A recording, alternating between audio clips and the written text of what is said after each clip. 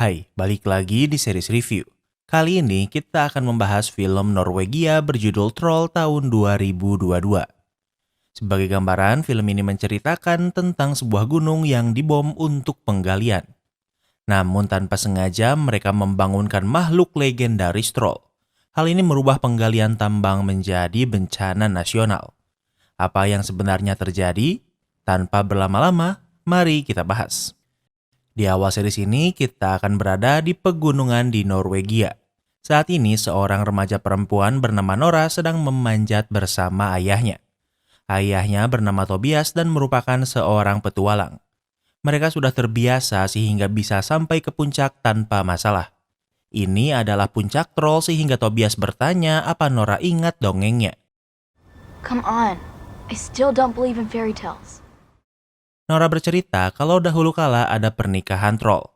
13 troll mabuk dan lupa waktu hingga matahari terbit kemudian berubah menjadi batu dan kini menjadi gunung ini. Walau tahu dongeng ini namun Nora tak mempercayainya. Tobias berkata kalau kata sulit percaya kalau belum melihatnya itu salah. Justru seharusnya kau harus mempercayainya agar bisa melihatnya.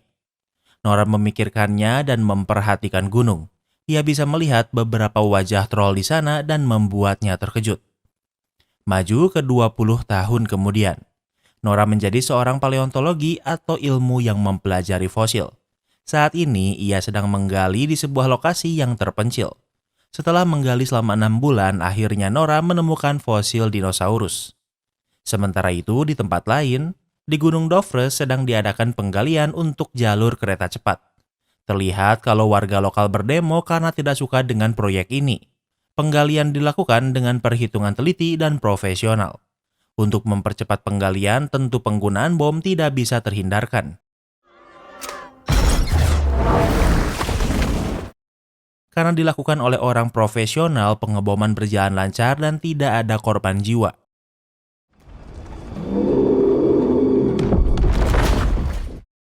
Namun saat tim memasuki gunung, mereka mendengar suara keras di sana. Mereka bergegas lari keluar karena gunung mulai runtuh dan mengubur mereka hidup-hidup. Beberapa jam kemudian, berita ini sudah sampai ke Oslo. Karena ini proyek nasional, tentunya bencana ini juga akan ditanggapi secara nasional. Terlihat kalau dari gunung ada lubang besar tak seperti sebelumnya. Perdana Menteri Norwegia yang bernama Berit diberitahu kejadian ini. Berit diberitahu tentang lubang di gunung yang sudah seperti meteor jatuh. Walau tim tentara sudah memeriksa dari udara namun belum bisa diidentifikasi penyebab kejadian ini. Kembali ke tempat Nora, saat ini Nora sedang merayakan hasil penemuan mereka. Tak lama kemudian sebuah helikopter datang untuk menjemput Nora. Nora dipanggil ke Oslo untuk memeriksa. Waktu berlalu, Nora sampai di Oslo. Asisten Berit yang bernama Andreas menjemputnya. Kejadian ini sangat rahasia sehingga walau Nora sudah sampai di sini namun ia masih tidak tahu apa-apa. Andreas sendiri bingung bagaimana menjelaskannya karena sebaiknya Nora melihatnya langsung. Andreas membawa Nora ke tempat meeting para petinggi negara. Panglima tentara yang bernama Lunde memberitahu kalau kejadian ini bukan serangan teroris melainkan bersifat geologis. Selain dari lubang besar yang terbentuk, di sekitar gunung juga ada cekungan tanah. Seorang geologis pikir kalau cekungan ini bisa disebabkan karena geseran gas alami dalam tanah. Are you joking? Namun Nora membantahnya bahkan bertanya apa mereka bercanda. Nora berkata kalau di rekaman sebelumnya ada jejak kaki. Karena Nora seorang paleontologis, orang-orang mengejeknya karena berhayal tentang dinosaurus.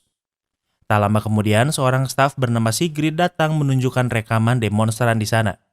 Terlihat rekaman amatir saat tempat itu meledak dari bumi. Batu-batu besar berterbangan yang menyebabkan banyak korban nyawa. Start from there. Nora ingin kembali mereview rekaman itu dan mendengar suara raungan aneh. Tak hanya itu, jika dihentikan dalam waktu yang tepat, mereka bisa melihat sosok besar yang keluar dari bebatuan itu. Sementara itu, di sebuah rumah di dekat gunung, rumah ini diisi sepasang orang tua yang hidup dengan tenang.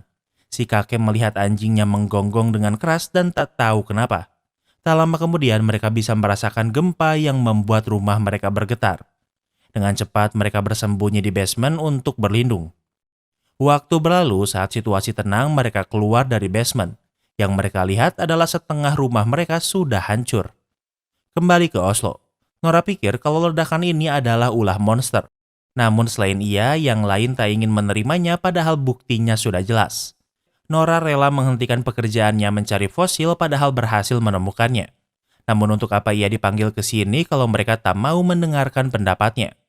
Setelah rapat selesai, Andreas memberitahu Nora kalau Perdana Menteri memerintah mereka memeriksa kejadian rumah hancur sebelumnya. Dengan menggunakan helikopter, mereka pergi ke lokasi. Di sana, mereka bertemu Kapten Christopher yang akan memandu mereka. Tak hanya melihat rumah yang hancur, mereka juga melihat jejak kaki raksasa di sana. Christopher sudah mengikuti jejak kaki ini namun tiba-tiba menghilang di pegunungan. Nora sangat bingung kenapa makhluk sebesar ini bisa menyembunyikan diri dengan baik. Nora menanyai pasangan orang tua pemilik rumah. Mereka tak melihat apapun namun menjelaskan rumahnya gelap seolah dihalangi sebuah gunung yang bergerak. Si nenek memberitahu kalau ia juga mendengar suara raungan yang terdengar sedang sedih. Di sekitar sana, Nora bisa mencium sesuatu namun tak bisa mengenalinya. Dilihat dari jejak kaki raksasa ini, monster ini hanya punya 4 jari kaki. Nora memeriksa dengan UV light namun tak menemukan apapun. Tentunya yang selanjutnya Nora lakukan adalah mengikuti jejak kaki ini sampai ia menghilang. Namun seperti perkataan Christopher, mereka tak menemukan apapun di sini. Nora pikir ia tak bisa mengerjakan ini sendirian dan membutuhkan bantuan. Kemudian mereka pergi ke tempat terpencil. Ternyata disinilah Tobias, ayah Nora, tinggal. Mereka sudah lama tak bertemu.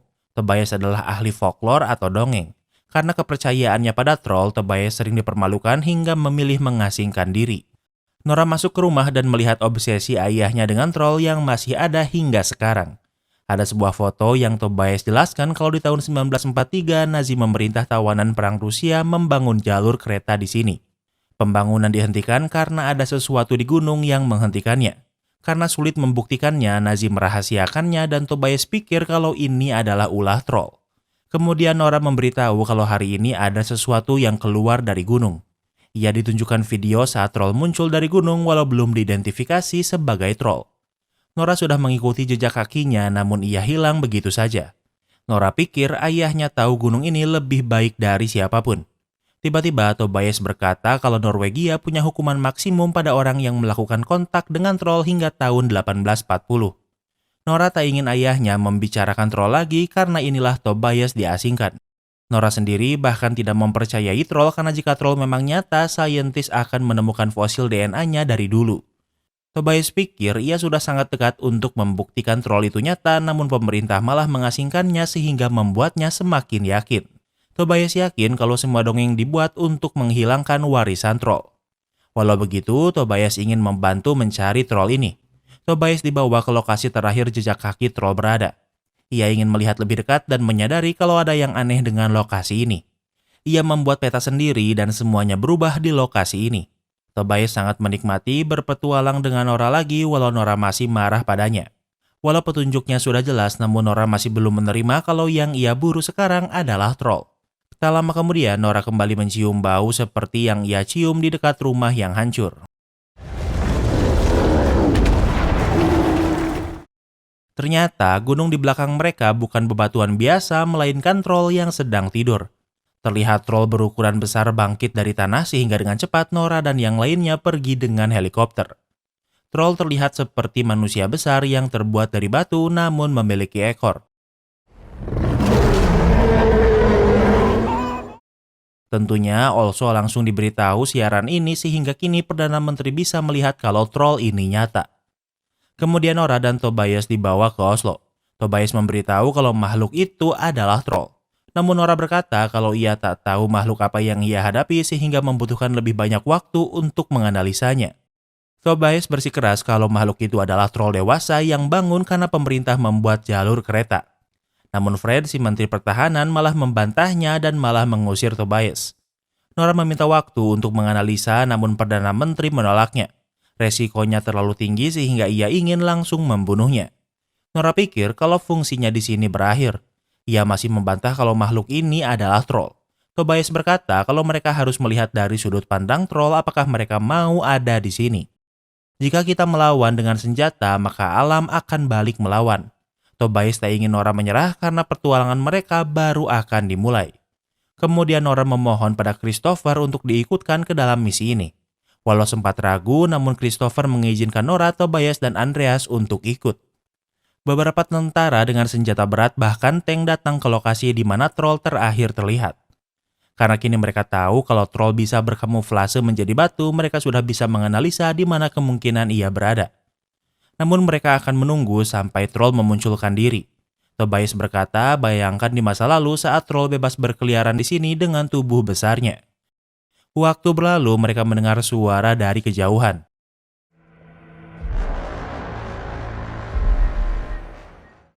Christopher memeriksa dan mereka bisa melihat troll yang muncul namun tiba-tiba diam. Salah satu legenda tentang troll adalah troll bisa mencium bau darah orang Kristen. Mereka diberi perintah untuk menembak sehingga troll ditembak dengan beberapa bazukan namun tak mempan sedikit pun. Hal ini malah membuatnya marah dan mengamuk.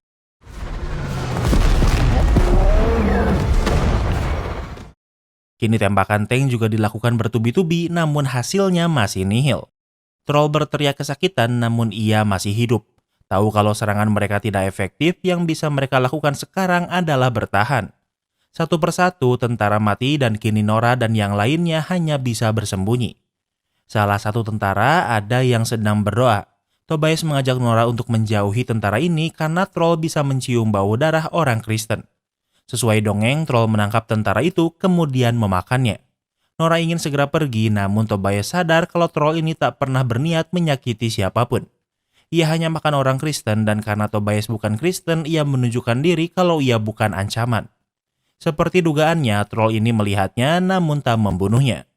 Tobias melihat ke arah Nora seolah berkata kalau troll ini tak berbahaya. Namun ada tentara gabut yang kembali menembaki troll membuatnya marah. Tanpa sengaja, Tobias yang dekat dengan kaki troll tertendang hingga terpental jauh. Troll ini melihat ke arah Tobias yang sekarat kemudian pergi. Sebelum meninggal, Tobias menyebutkan kata istana, raja, dan rumah pada Nora. Nora tak mengerti maksudnya dan tak lama kemudian Nora pun menjadi anak yatim piatu. Keesokan harinya, Nora tak punya waktu untuk berkabung. Christopher memberitahu kalau saat ini lokasi troll sedang di lembah dan kembali tidur. Saat ini pemerintah menyiapkan serangan udara yang lebih hebat untuk membunuh troll. Nora berkata, bayangkan jika semua dongeng tentang troll itu nyata dan seharusnya mereka mempelajarinya untuk mengalahkan troll. Sebelumnya, Tobias menunjukkan sebuah gambar troll yang salah. Di gambar ini, ada troll yang berjalan di siang hari padahal troll akan menjadi batu saat terkena cahaya matahari. Namun Nora pikir justru gambar ini benar karena saat pertama kali mereka melihat troll adalah di siang hari. Namun hal ini membuat Nora pikir pasti ada aturan lain bagaimana cahaya matahari bisa membunuh troll. Salah satu penjelasan tentang troll adalah ia bisa mencium bau darah orang Kristen. Nora memberikan sebuah rencana pada Menteri Pertahanan namun ia menolaknya karena memiliki dasar dongeng. Nora menjelaskan ada dongeng kalau troll melempar batu ke gereja karena troll membenci lonceng gereja. Christopher menambahkan kalau musuh yang mereka hadapi sekarang bukanlah sesuatu yang normal, sehingga mereka tidak bisa menggunakan cara normal untuk mengatasinya. Saran dari Nora memang ekstrim, namun untuk saat ini mereka harus mencoba segala cara sehingga Perdana Menteri menyetujuinya. Di tempat lain ada sebuah tempat wisata yang diisi banyak orang. Tempat ini memiliki tema troll sehingga banyak patung dan ornamen bertemakan troll. Tanpa mereka duga kalau hari ini mereka akan melihat troll asli secara langsung. Mereka merasakan gempa dan tak lama kemudian troll asli muncul. Orang-orang berlarian ketakutan, namun troll ini malah hanya diam terlihat seperti bingung. Tak lama kemudian Nora dan yang lainnya datang. Dengan beberapa helikopter mereka membawa lonceng gereja karena menurut dongeng troll tidak menyukainya. Mereka mengelilingi troll dan terlihat kalau suara lonceng ini membuat troll menjadi sakit kepala. Namun seperti dongeng, troll melempar batu ke gereja agar lonceng itu berhenti. Troll ini juga melempar helikopter hingga crash. Troll berhasil menghancurkan beberapa helikopter.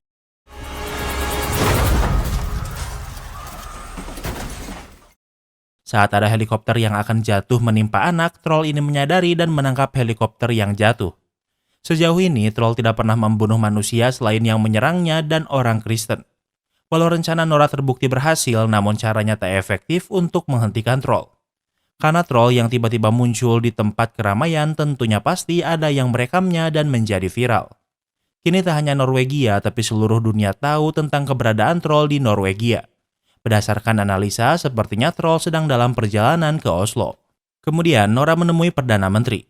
Dengan eksperimen lonceng gereja yang berfungsi, artinya dongeng tentang troll ada benarnya.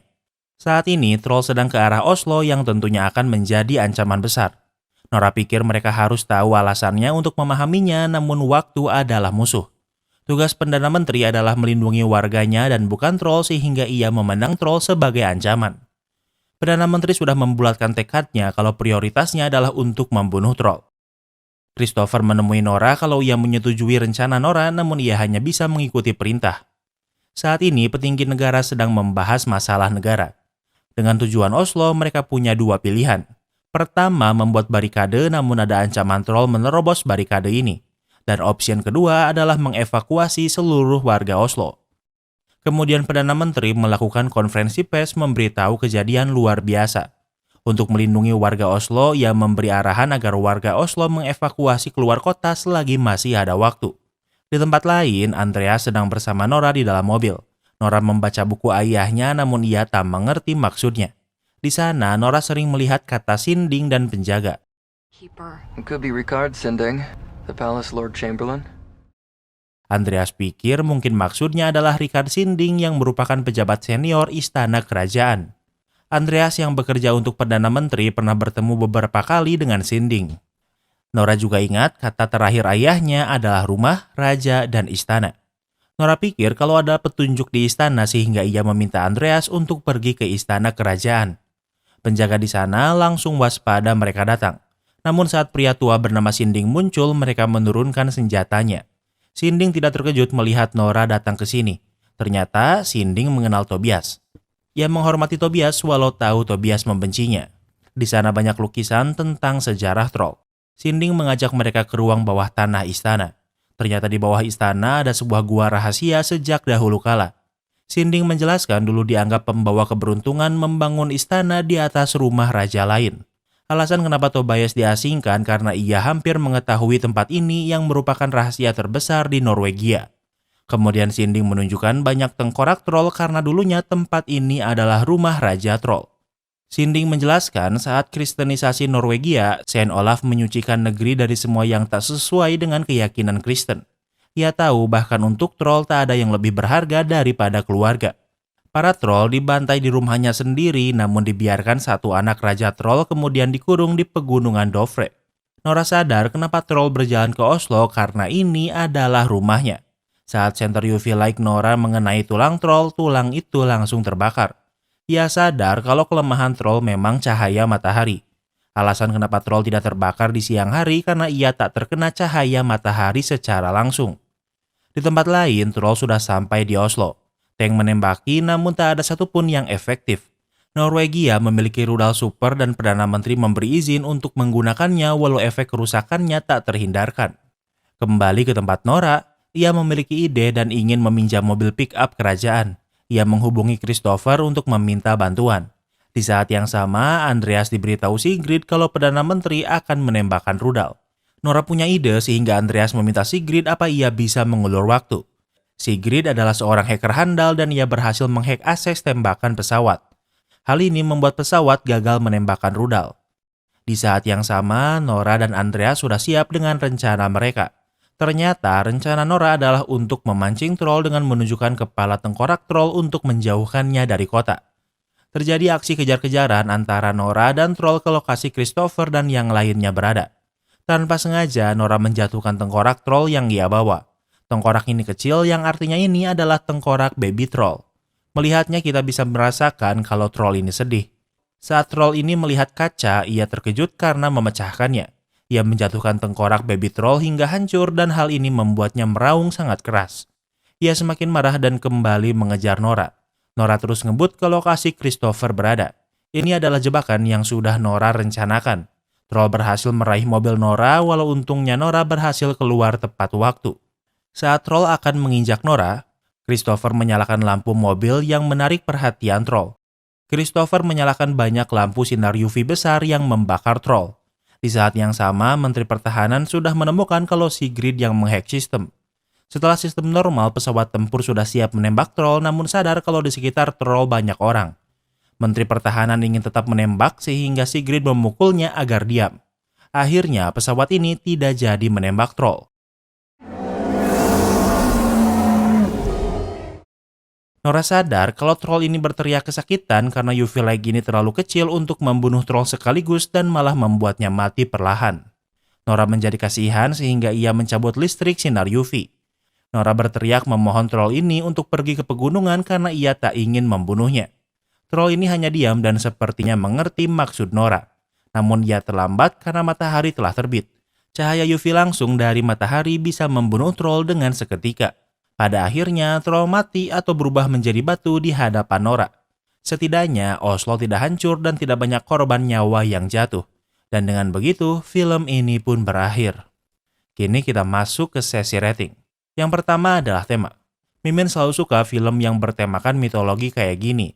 Di setiap dongeng pasti ada sedikit kebenaran karena pasti bersumber pada sesuatu yang nyata.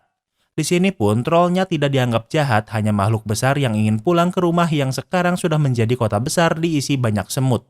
Mimin juga suka penyelesaiannya walau kini troll terakhir sudah menjadi abu. Mimin suka temanya, jadi untuk tema Mimin kasih rating 10/10. Yang kedua adalah logika. Yang paling bikin Mimin kesel di sini tuh petinggi negara selalu ngeyel. Padahal ada bukti video dan jejak kaki raksasa tapi masih gak mau ngakuin kalau itu troll. Yang agak susah tuh dongeng kemampuan troll yang bisa mencium darah orang Kristen. Kita ditunjukkan troll yang membunuh orang Kristen yang sedang berdoa. Tapi sekarang di Norwegia agama paling dominan adalah Kristen, jadi harusnya troll ini harus bunuh banyak orang. Di masa kristenisasi troll dibantai dengan senjata abad pertengahan. Tapi di masa sekarang dengan senjata modern malah tidak ngefek. Menurut Mimin, kemampuan troll ini gak konsisten, jadi untuk logika Mimin kasih rating 7/10. Yang ketiga adalah plot twist. Twist terbesar di film ini adalah alasan troll ke Oslo bukan untuk membantai, melainkan hanya ingin pulang. Istana kerajaan dibangun di atas rumah raja troll dan troll cuma ingin pulang. Bayangkan jadi satu-satunya spesies yang tersisa dan sekarang juga mati. Mimin suka twistnya, jadi untuk plot twist Mimin kasih rating 8/10. Yang keempat adalah ending. Endingnya lumayan nyesek karena walau troll ini sebenarnya gak jahat tapi pada akhirnya juga mati. Troll dan manusia mungkin gak bisa hidup berdampingan, tapi seenggaknya troll bisa hidup dengan tenang di pegunungan. Endingnya troll ini mati dan lumayan bikin sedih, jadi untuk ending Mimin kasih rating 8/10. Yang kelima adalah entertainment value. Mimin suka banget cerita-cerita tentang mitologi gini. Eksekusi sama cinematic shotnya juga bagus banget. Ending dan twistnya juga Mimin suka. Jadi untuk entertainment value Mimin kasih rating 10/10. Jadi overall rating Troll tahun 2022 adalah 8,6. Apa kalian setuju sama rating Mimin? Jangan lupa like video ini kalau kamu suka dengan video ini dan jangan lupa juga cek video kita lainnya. Terima kasih sudah menonton dan sampai bertemu lagi di film berikutnya.